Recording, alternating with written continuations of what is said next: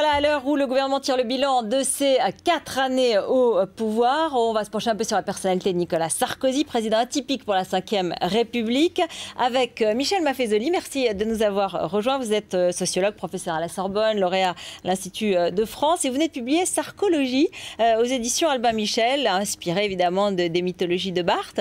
Pierre Aski, fondateur du site Rue 89, merci d'être avec nous. C'est le mensuel qui sort ce mois-ci. Il s'intéresse aux jeunes, quand le jeune s'éveillera. Est-ce qu'il votera Sarkozy? Bonne question, on va y répondre. En tout cas, vous faites partie des plus sérieux critiques de Nicolas Sarkozy. Et c'est évidemment une des questions que je vais vous poser. Michel Maffezoli, vous faites ce livre qui est sous-titré « Pourquoi tant de haine ?» chez Albin Michel. Aujourd'hui, Nicolas Sarkozy est au plus bas dans les sondages, 20% de popularité, c'est quasiment historique. En général, les politologues disent « il est au plus bas, donc il est foutu ». Vous dites au contraire, plus il est bas et plus c'est bien, c'est bon pour lui. Oui, c'est vrai que c'est un peu paradoxal comme attitude. Pourquoi le dites-vous ? Parce que c'est une... moi, j'essaie de le dire, pas en politologue, ni en politiste, ni en politicien, quoique c'est pas mon métier, mais d'une manière comme cela, un peu détachée, ironique. J'observe, en prenant d'ailleurs un historien, un grand historien qui a écrit Les Deux corps du roi, montrant comment, traditionnellement, quand on souffletait le corps naturel, et cela confortait le corps politique. C'est-à-dire... Je m'explique, vous pouvez l'expliquer vous-même d'ailleurs. Je vous en prie. Mais dès le moment où on pouvait se moquer, les Mazarinades, le roi du fou, et toutes les critiques qui ont toujours existé vis-à-vis du pouvoir, c'était quelque chose qui était légitime et en même temps, cela gardait sa force en quelque sorte à l'autre corps, c'est-à-dire le corps politique. Bon, alors j'ai pris cette équation en disant, on pourrait s'amuser à voir comment il y a actuellement quelque chose qui fait qu'on soufflette le président Sarkozy. Pierre Aski à Rue 89, on sait quelque chose, et notamment sur le net, on soufflette, ça c'est sûr. On ne s'en prive pas. On ne s'en prive pas. Voilà, et puis c'est bien, c'est dans l'ordre des choses. Et en même temps, moi je dis, plus c'est bas, mieux c'est pour un candidat, d'une certaine manière. Après, il faut réfléchir, pourquoi c'est mieux. Et là, ça serait une autre question, pourquoi, à mon avis, il est en phase avec le peuple. Oui, alors voilà, puisque Pierre Aski, comment vous réagissez quand vous entendez ça la seule chose que j'arrive à entendre, c'est qu'une élection n'est jamais décidée ou gagnée d'avance, un an à l'avance. Et donc là, l'optimisme, ou en tout cas le jugement sur les chances que garde le président de l'emporter doivent être entendus. C'est-à-dire que je pense que ça serait une erreur de qui que ce soit de penser qu'il a déjà perdu. En revanche, moi, je constate qu'il a perdu la main, c'est-à-dire qu'il a perdu cette emprise sur l'opinion, et on a l'impression que tout ce qu'il fait s'écoule comme et que rien ne reste. Et on voit toutes les initiatives qu'il prend depuis des mois, depuis le remaniement. En gros, si on veut prendre une nouvelle séquence, comme on dit dans le jargon politique, et qui devait être la dernière jusqu'à l'élection, qui a volé en éclats, que ce soit avec l'affaire tunisienne avec Alliot-Marie, que ce soit même l'affaire de la prime, quand il a voulu revenir sur le terrain social et qui a fait pchit. On a l'impression qu'il n'est plus en mesure aujourd'hui de prendre... Peut-être que Michel Maffezoli dirait il n'est plus en phase avec le peuple, parce que c'est comme ça que vous le définissez. Vous dites il cristallise son époque, et il est l'autobiographie de l'époque, et il représente un peu, il est le candidat, il est ou il était le candidat du peuple, et il le serait plus? Je le maintiens, moi. Vous considérez qu'il le reste? Par rapport à ce que vous venez de dire, je ferai une distinction, et qui est là quelque chose sur lequel j'insiste, moi qui est un peu mon dada depuis longtemps. Il y a une vraie différence existant entre l'opinion publique et l'opinion publiée. Ici, nous sommes l'opinion publique, ceux qui ont le pouvoir de dire, de parler. Là, je suis un peu sociologue, ce que Weber appelait le pouvoir légitime de la parole. C'est actuellement la presse, les universitaires, les hommes politiques. Et là, je pense que cette presse-là... cette intelligentsia, on va dire, pas réduite à la presse. Pour moi, c'est l'intelligentsia. Les élites éduquées, c'est ce que vous dites. Les intelligents. Les intelligents, d'une certaine manière, ne sont plus tout à fait en phase. Et par contre, l'opinion publique, ne se reconnaît pas forcément à la fois dans la presse, à la fois dans les médias multiples et divers, a fortiori dans les discours politiques ou les discours intellectuels. Et ça, c'est ce qui permet à Nicolas Sarkozy d'être optimiste. Lui, c'est une bête, donc il a instinctivement, il sent ce qui est en jeu, alors pour le meilleur et pour le pire. Moi, mon propos, encore une fois, c'est pas de dire si c'est bien ou si c'est mal, mais il est en phase instinctuellement avec un nouvel air du temps qui ne se reconnaît pas ni dans l'avenir, ni dans le projet, ni dans quelque chose qui est très rationnel, qui fait qu'on est un ludique, un enfant éternel. J'essaie de le montrer, qu'on peut dire ceci et faire autre chose, ne pas faire ce que l'on a dit, et tout à l'avenant. Et que dans... Ah oui, mais ça peut nous chagriner, ça nous chagrine. Oui, ça nous choque, même nous, peut-être qui sommes structurés différemment. Mais bien sûr, dans la grande tradition des Lumières dans lequel que l'on a sucé avec l'aîné maternel, dans lequel on a été formé, pour moi, c'est la fin de la modernité, et de ce point de vue, il est cristallisateur de ce qui est en gestation. Nous appelons cela la postmodernité. Et moi, je pourrais vous entendre si on était dans une autre période historique. C'est-à-dire que,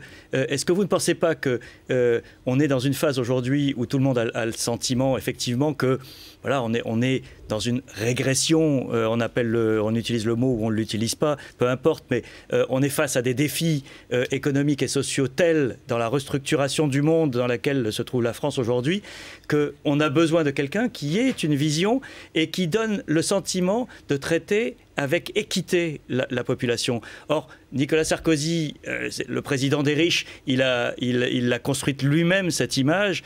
Et quand vous dites qu'il est en adéquation avec le peuple, alors peut-être qu'à certaines époques, le peuple, vous le dites, aimait bien les fastes et se reconnaissait dans les fastes de la République monarchique.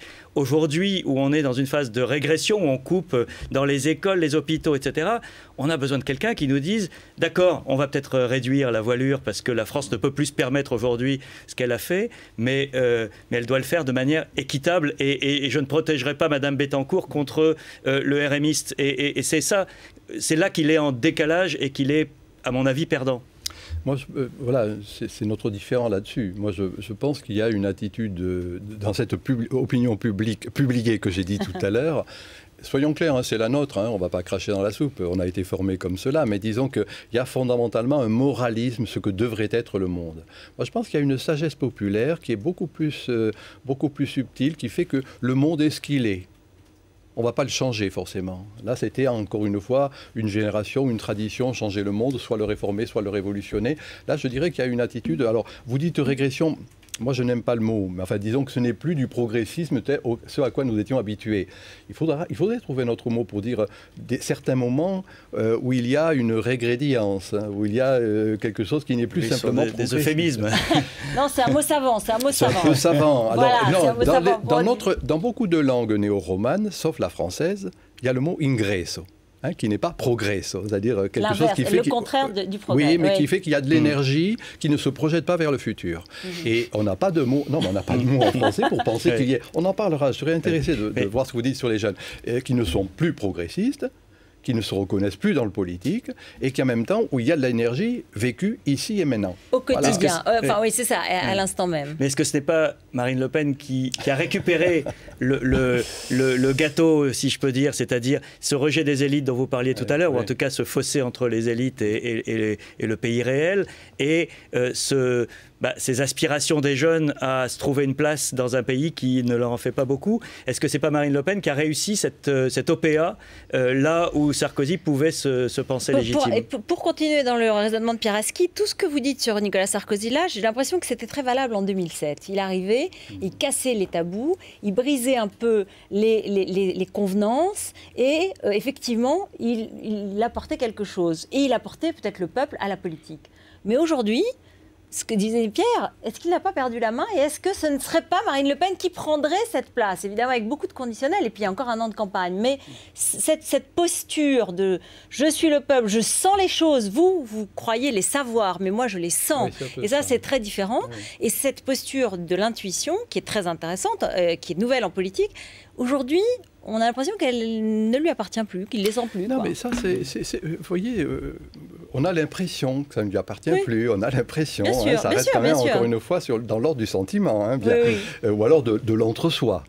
Entre nous, on peut avoir cette impression parce que dans le fond, ça continue à choquer, le côté bling-bling, le côté des fautes de français, enfin toutes ces choses qui, dans le fond, le fait qu'il va éventuellement critiquer la princesse de Clèves, enfin, etc. Tout ça, il l'a rendu célèbre, voilà, de nouveau. Mais il invite quand même les intellectuels à sa table pour leur montrer qu'il a de la culture. Oui, quels intellectuels et François-Olivier Gisbert, dans son livre, le président, a dit qu'il il cite beaucoup de nouvelles lectures. On parle beaucoup de ces intellectuels qu'il reçoit, il faut voir ce qu'on qualifie comme tel. Non, restons sur le fond. Vous avez posé une question qui est importante. Est-ce que c'est Marine Le Pen?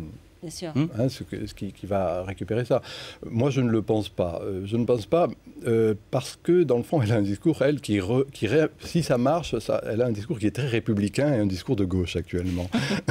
Et donc, on a entendu son dernier discours, qui est tout de même, je vais vous libérer des chaînes. Enfin, il y avait quelque chose que n'importe quel gauchiste des années 60 ou 70 remplace Besançon qui s'est retiré. Enfin bon, ça, c'est une mauvaise blague. Enfin, tout, comme grano salé, aurait pu... Oui, là, tout à fait. Mais non, reconnaissons qu'elle est dans le sens républicaine.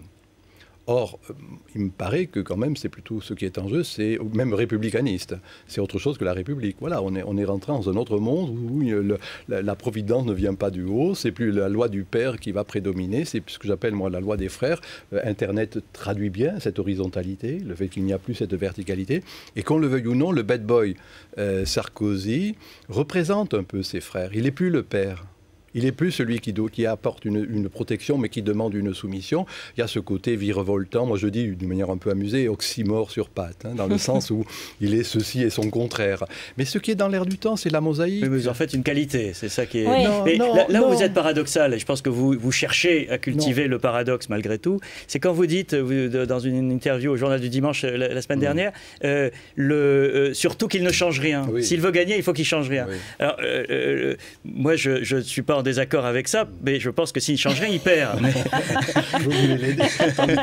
Encore une fois, moi, vous savez, je n'ai pas de parti à prendre en la matière. Hein. Franchement, je me suis toujours employé à avoir une espèce de neutralité légèrement ironique par rapport à quelque pouvoir que ce soit. Je dis bien quelque pouvoir que ce soit. Vous trouvez plus de qualité que la majorité des Français, quand même. Mais ce n'est pas de qualité. Je dis tout simplement, ce n'est pas que du paradoxe. Je dis, à certains moments, c'est un problème théorique pour moi là, le paradoxe devient paradigme. C'est-à-dire que ce que nous considérons dans notre grande tradition, dans la logique hegelienne dans laquelle on a été formé, il faut arriver à une solution, il faut qu'il y ait une synthèse. Ben pour moi, c'est quelque chose qui n'est plus en phase avec la postmodernité, ou au contraire, c'est le paradoxe, c'est-à-dire être plusieurs. Il représente par ce paradoxe notre époque. Il est le haut-parleur, il est l'autobiographie. Alors, on peut en penser ce qu'on veut. Moi, je suis un petit bourgeois classique, producteur, reproducteur, tout ça, c'est pas mon problème, ça. Mais il se trouve que quand on voit ces jeunes générations, je pense qu'il est en phase dans le côté ludique, le côté enfant éternel. Qu'est-ce que vous en pensez quand vous dites quand le jeune s'éveillera 2012 dans rue 89 c'est rue 89 le mensuel. Voilà, la question que nous posons, c'est qu'effectivement, les jeunes ont été jusqu'à présent la partie oubliée de la politique et qu'aujourd'hui, on voit bien que tous les candidats ont une vraie attention sur les jeunes qui sont les sacrifiés de la dernière époque. Et que la question que nous posons, c'est est-ce que c'est pas Marine Le Pen qui ramasse la mise parce qu'elle a ce discours. La faiblesse, je trouve, de votre raisonnement, c'est qu'il allait bien, ce que disait Ruth tout à l'heure, il allait bien en 2007 quand Sarkozy n'avait pas gouverné. Là, il a un bilan. Et donc, Marine Le Pen arrive en disant « Vous avez tous échoué, moi, je suis fraîche et je vais vous sauver ». C'est bizarre, vous n'avez pas parlé de Dominique Strauss-Kahn. Nous allons parler dans la deuxième partie de l'émission. Merci beaucoup à tous les deux. Juste après le journal de Mathieu Coache, c'est Michel Taubman qui vient de publier le roman vrai de Dominique Strauss-Kahn, qui raconte un peu sa vie. On en parle beaucoup depuis cette fameuse photo de la Porsche dans Paris. Qui est vraiment Dominique Strauss-Kahn? À tout de suite.